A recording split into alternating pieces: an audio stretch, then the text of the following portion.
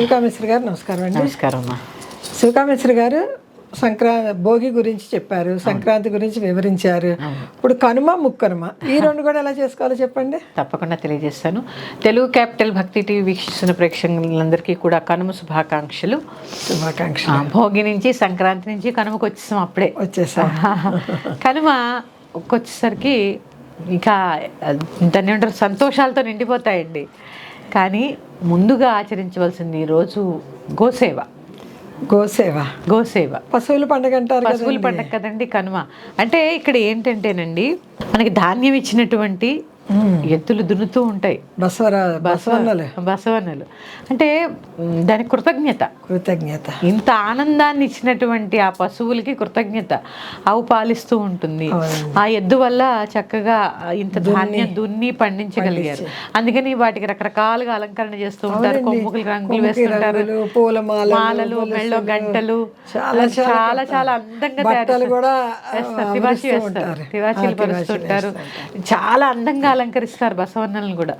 ఖచ్చితంగా ముందు చేయవలసింది గోసేవ, పశుసేవ. ఆ రోజు పొంగల్ వండి నైవేద్యం పెడతారు. పొంగలి, గారెలు, కనుమనాడు మినుము తినాలని చెప్పి గారెలు కంపల్సరీ వండి గారెలు కూడా నివేదన చేస్తారండి పశువులకి. చేసి చక్కగా పెడతారు. ముఖ్యంగా చేయవలసింది స్నానం చేసి, కనుమనాడు కాకి ములుగుతుందని సామెత. స్నానం చేసి, అభ్యంగన స్నానం చేసి చక్కగా ఈ గోసేవ, పశుసేవ చేసుకొని, ఇంకే మీ ఇష్టం, కనుమనాడు మినుము తినాలి కాబట్టి ప్రత్యేకమైన పద్ధతి అంటే పశు సంపద. ఆ తర్వాత మా సాంప్రదాయాలు గోదావరి జిల్లాల్లో అమ్మవారికి నైవేద్యాలు పెడతారు. చూడండి, నువ్వుల ప్రత్యేకతను చెప్పాను, మొదటి రోజు చెప్పాను తెలగపిండితో ఒళ్ళు శుభ్రం చేస్తారని. కనుమనాడు అదే తెలగపిండి కూర వండుతారు, బాలింతరాలకు చేస్తారు కదా. ఆ కూర వండి, తెలగపిండి కూర, గారెలు, బూరెలు, అలాగే 9 రకాల ముక్కలేసినటువంటి ముక్కలతో చేసినటువంటి పులుసు, పెసరపప్పు, పానకము గ్రామదేవతకి నివేదన చేస్తారు ఆ రోజు. గ్రామదేవత. అందుకే ఊర్లు వెళ్ళిన వాళ్ళందరూ కూడా ఖచ్చితంగా గ్రామదేవత దర్శనం చేసుకోండి. ఎందుకంటే మీ గోత్రాలు, మీ మూలాలు అక్కడే కదండి, మీ గ్రామం అదే కదా. మర్చిపోవద్దు, మీ గోత్రాలని రక్షిస్తున్నది గ్రామదేవతే. మీ గ్రామదేవత అంటే మర్చిపోవద్దమ్మా. కులదేవతల్ని కానీ గ్రామదేవతల్ని కానీ ఎప్పుడు వదలకూడదు. అవునంటారు. మీ మూలాలు అక్కడి నుంచే వచ్చాయి కాబట్టి ఖచ్చితంగా అక్కడికి వెళితే దర్శనం చేసుకుని ఆవిడకి తృణమో పణమో సమర్పించి చక్కగా నివేదన చేసి భక్తితో నమస్కారం, నన్ను నా కుటుంబాన్ని చల్లగా చూడు తల్లి అని చెప్పి ఆవిడ దర్శనం చేసుకుని రండి.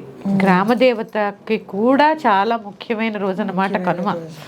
అందుకే నువ్వులు ప్రత్యేకత అండి. ఆ రోజు ఖచ్చితంగా మా ఇంట్లో తెలగపిండి కూర చేస్తారు, గారెలు, బూరెలు కూడా చేస్తారు. తెలగపిండి కూర చేస్తారు. ఆ తర్వాత 9 రకాలైనటువంటి ముక్కలు వేసి పులుసు పెడతారు, పెసరపప్పు, పానకము, ఇంకా దగ్గర ఉంటే చీర, జాకెట్టు, అవన్నీ చేసి నివేదన చేసి అక్కడ సమర్పించి కొంత వస్తారు.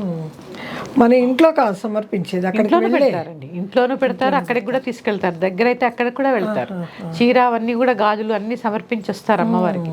ఈ కనుమ ఇది కూడా ప్రత్యేకత. గ్రామ దేవతలు ఉంటే మాత్రం మీ గ్రామంలో మీ మూలాలు అవే కాబట్టి వెళ్ళి దర్శనం చేసుకుని రండి. అందుకనే సావిత్రి గౌరి నోమున వస్తారు కూడా. అవునండి, సావిత్రి గౌరి నోమున వస్తారు. తర్వాత బొమ్మల కొలువులండి, ప్రత్యేకించి ఇక్కడ బొమ్మల నోములు కూడా చేసేవారు ఇది వరకు, మీకు గుర్తుందో? బొమ్మల నోములు కూడా ఉన్నాయి. బొమ్మల కొలువు ప్రత్యేకంగా సంక్రాంతికి ఎందుకు పెడతారు అంటే, ఇప్పుడంతా రకరకాల బొమ్మలు వస్తున్నాయి, కానీ రామాయణం, భాగవతం, భారతం, పెళ్లి వేడుక, ఆ తర్వాత గంగిరెద్దుల మేళం, ఇవన్నీ ఆ బొమ్మలు ఉండేవి. ఉండేవారు సర్కిల్ షాపులలాగా పెట్టేవారు. అంటే చూడండి, అక్కడ మళ్ళీ గౌరీదేవిని చేసి అదంతా పూజ చేసుకుని మళ్ళీ నైవేద్యం పెట్టి ఆ బొమ్మలకు కూడా, అంటే ఎవరైనా పండగకి ఇంటికి వస్తే మా సాంప్రదాయం ఇది అని చెప్పేలాగా బొమ్మలు ఉండాలి. అందుకని పిచ్చి పిచ్చి బొమ్మలు పెట్టకండి. పిచ్చి పిచ్చి బొమ్మలు పెట్టకుండా మన సాంప్రదాయానికి సంబంధించినవి. ఇప్పుడు కొంతమంది చదువుకోలేదండి, రామాయణ వృత్తాంతం అంతా మీరు పెట్టారనుకోండి, ఆ బొమ్మల రూపాల్లో దొరుకుతాయి కదా. అవునండి. అది దొరికినప్పుడు అది మనసుకు అత్తుకుపోయి ఇప్పుడు చదువుకునే వాళ్ళు పూర్వం పల్లెటూరులో తక్కువ ఉండేవారు కదా, వాళ్ళు ఇదేంటి వీరెవరు అని తెలుసుకునేసరికి రామాయణం మనసుకు హత్తుకుపోయేది. అది బొమ్మల కొలువులోని ఆంతర్యం అదేనండి. మన ధర్మ ప్రచారం. ఆ బొమ్మల రూపేణ ఆ కథలు పిల్లలకే తెలుస్తుంది. ఈ బొమ్మల కొలు ఒకటి, తోలుబొమ్మలాట ఒకటి అండి. చూడండి అన్నీ కూడా రామాయణం మీదో, భారతం మీదో, భాగవతం మీద, అంటే మన ధర్మాన్ని చక్కగా బొమ్మల రూపంలో ఎంత బాగా తీసుకెళ్లేవారండి. బొమ్మల కొలు ఇప్పుడు కూడా పెట్టుకునే వాళ్ళు ఉన్నారు. కానీ అమ్మ, మన ధర్మానికి సంబంధించినటువంటి బొమ్మలే, దశావతారాలు కానీ, అమ్మవారి యొక్క అవతారాలు కానీ, ఇట్లా చాలా ఉన్నాయి. కానీ పిచ్చి పిచ్చి బొమ్మలు మాత్రం పెట్టకండి. అది ఒక్కటి మాత్రం నేను చెప్తాను. కార్లు బొమ్మలు, ఈ ఏంటంటే రకరకాల బొమ్మలు పెడుతూ ఉంటారు, కీతో నడిచేవి, అవి కాదు. చక్కగా లక్క పిడతలతో పెట్టేవే అందం. అదే ఆ సాంప్రదాయం కూడా. ఇప్పుడు దశావతారాలు పెడతారు. అవునండి, ఎంత బాగుంటుంది ఇది. విష్ణుమూర్తి దశావతారాలు ఎత్తాడు, అవి ఏమేంటి తెలుసుకుంటారు పిల్లలు కూడా. చెప్తా ఉంటే అర్థమవుతూ ఉంటుంది కదండి, మన సంస్కృతిని చెప్పినట్టు ఉంటుంది. అవునండి, ఆచరణలో పెట్టినట్టు ఉంటుంది. ఇంకా ముఖ్యంగా కనుమనాడు పులిమేర దాటకూడదు అంటారు, ప్రయాణం కూడదంటారు. కనుమనాడు పంపించరు కదా, పంపించరు. అమ్మ వాళ్ళ ఇంటికి వెళ్తే కనుమ రోజు ఏం వెళ్తావు, కాకైనా కదలదు అంటారు. ఎందుకు అనే దానికంటే కూడా ఏదైనా మన పెద్దలు మన గురించే చెప్పారు కాబట్టి పాటిస్తే చాలా మంచిది. కరెక్టే కదండి. ముఖ్యంగా 3 అండి. కనుమనాడు గోసేవ, పశుసేవ.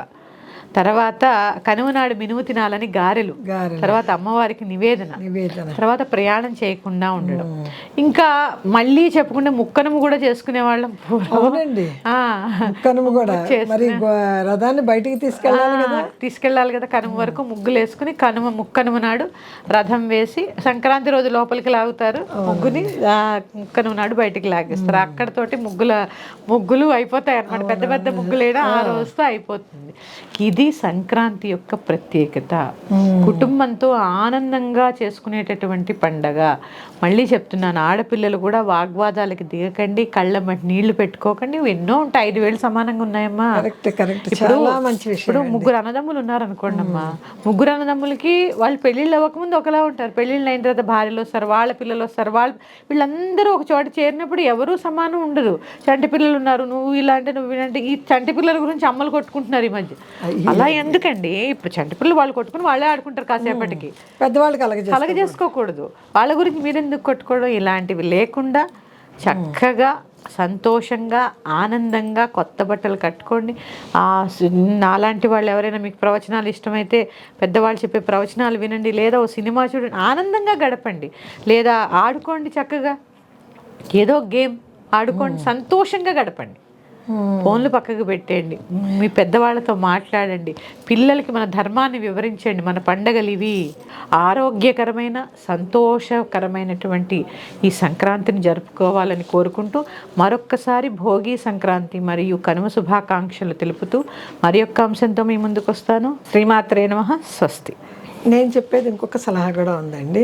పితృదేవతలకి చెయ్యాలి అని భయపడుతూనో భక్తితోనో భయపడుతూనే చేస్తూ ఉంటున్నారు. అవును, ఇప్పుడు కనిపించే తల్లిదండ్రులకి పెద్దలకు కూడా సేవ చేస్తే అంత పుణ్యం వస్తుందండి. అంటే చూడండి, పెద్దల ఆశీర్వాదం ఖచ్చితంగా తీసుకోవాలి. ఉన్న వాళ్ళని చూసుకుంటే అది ఇంకా వైభోగంగా ఉంటుంది, వాళ్ళకి ఎంతో కలిసి వస్తుంది. పితృదేవతలకే కాదు, ఇంట్లో ఉన్న తల్లిదండ్రులకి పెద్దవాళ్ళని కూడా చక్కగా చూసుకోండి. అవునండి. శ్రీమాత్రే నమః. శ్రీమాత్రే నమః.